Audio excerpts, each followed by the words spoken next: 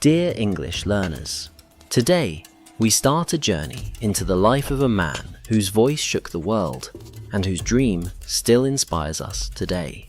His name is Martin Luther King Jr. This is not just a history lesson.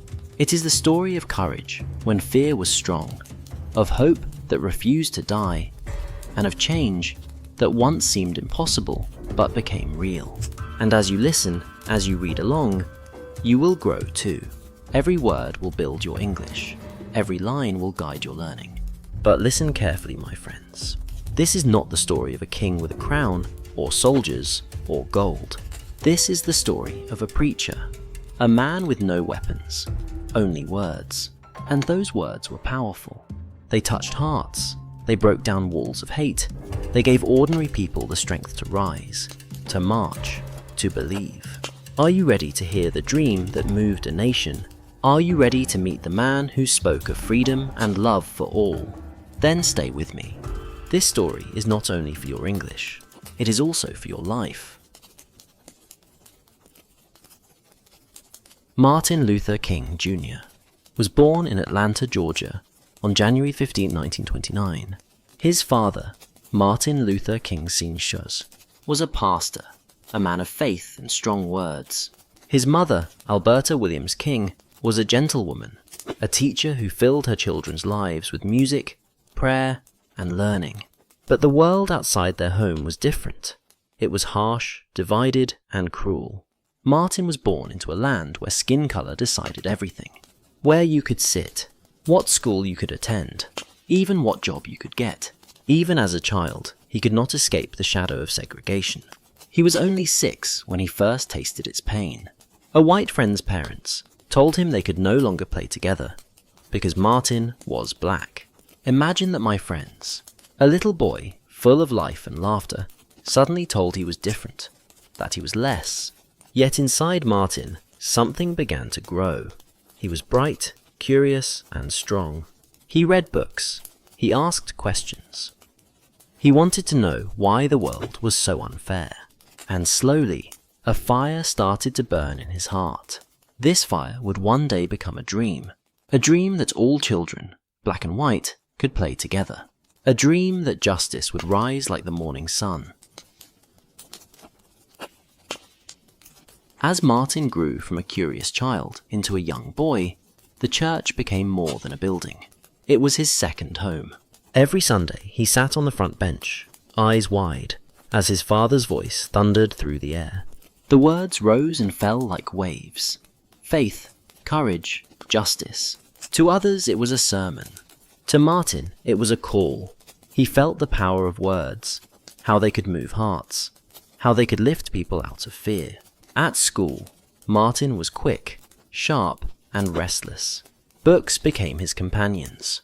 He read stories of heroes, of leaders, of great thinkers. Sometimes, late at night, when the house was quiet, he stood before the small mirror in his room.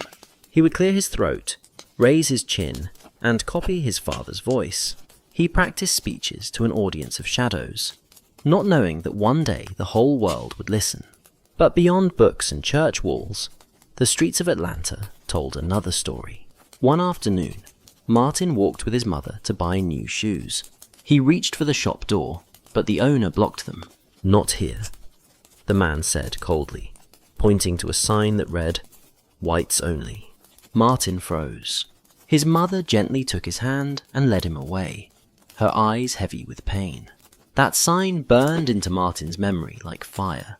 And yet, even in this cruelty, the boy did not grow hard. He laughed with his siblings. He played games in the dusty streets. He dreamed of a tomorrow where no sign could ever stop a child. Back then, no one knew. The little boy speaking to the mirror was getting ready for the day. He would speak to millions.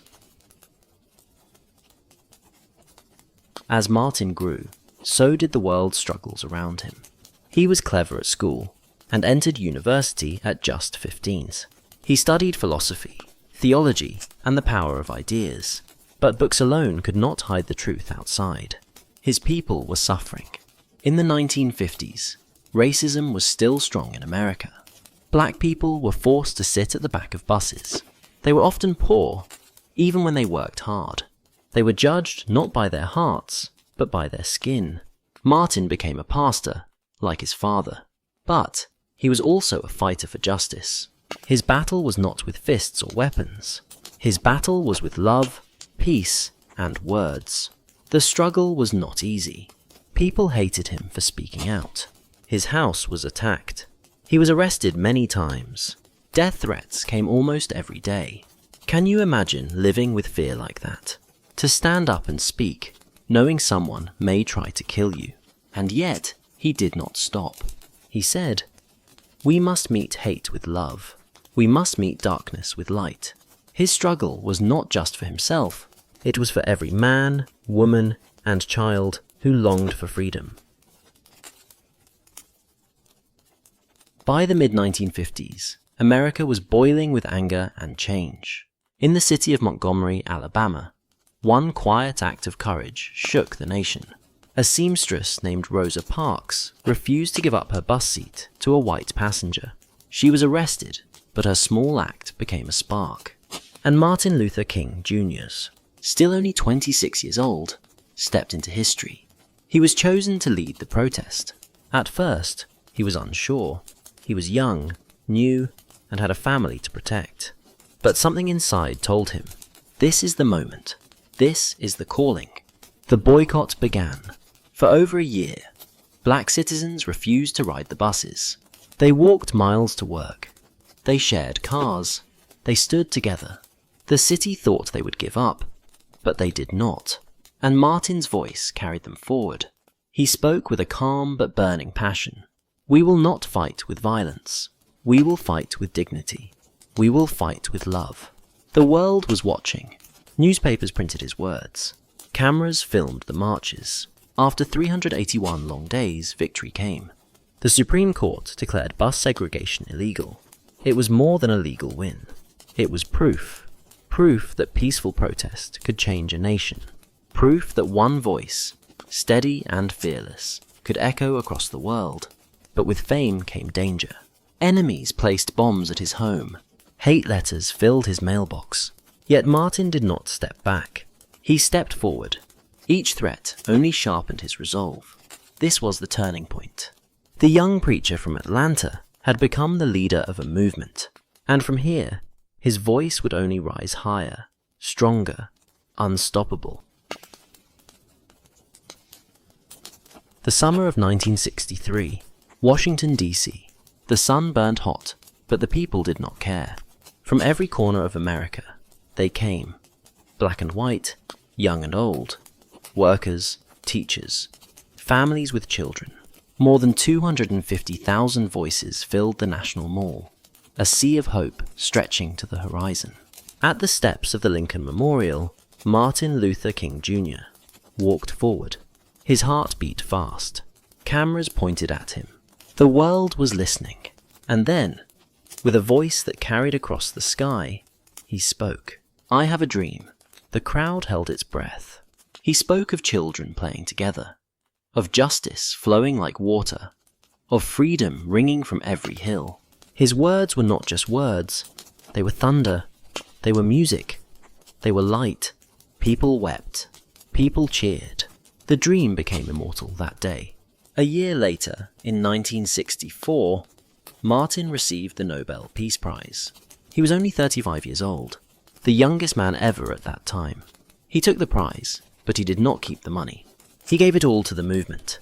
But as his star rose, the threats grew darker. The FBI spied on him. Enemies whispered lies. The shadow of death was never far away. And then, on April the 4th, 1968, in Memphis, Tennessee, a shot rang out. Martin Luther King Jr. fell. He was only 39.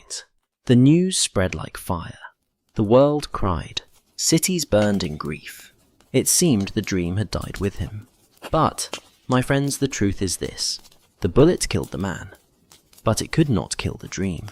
His voice still echoes in classrooms, in churches, in marches for justice around the world.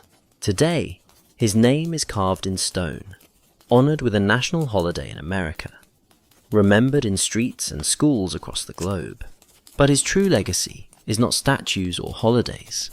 It is the belief that love is stronger than hate, that peace is more powerful than violence, and that a single dream can outlive death itself. Martin Luther King Jr. did not live to see the promised land, but he showed us the road, and even now, every time someone stands for justice, his dream breathes again. Dear English learners, we have walked through the life of Martin Luther King Jr.'s, from a little boy in Atlanta practicing speeches in front of a mirror, to a leader whose words shook nations. From nights filled with threats and fear, to days when hope rose like the morning sun. His story reminds us of something eternal. One voice, when filled with truth, can move mountains. One dream, when carried with courage, can live beyond death. Martin's life was short, but his impact was endless. He showed the world that peace can be stronger than violence, that love can break the chains of hate, and that hope can shine even in the darkest night. He did not live to see the promised land, but he showed us the road towards it. And even now, his voice still echoes. In classrooms, in churches, in the hearts of all who believe in justice.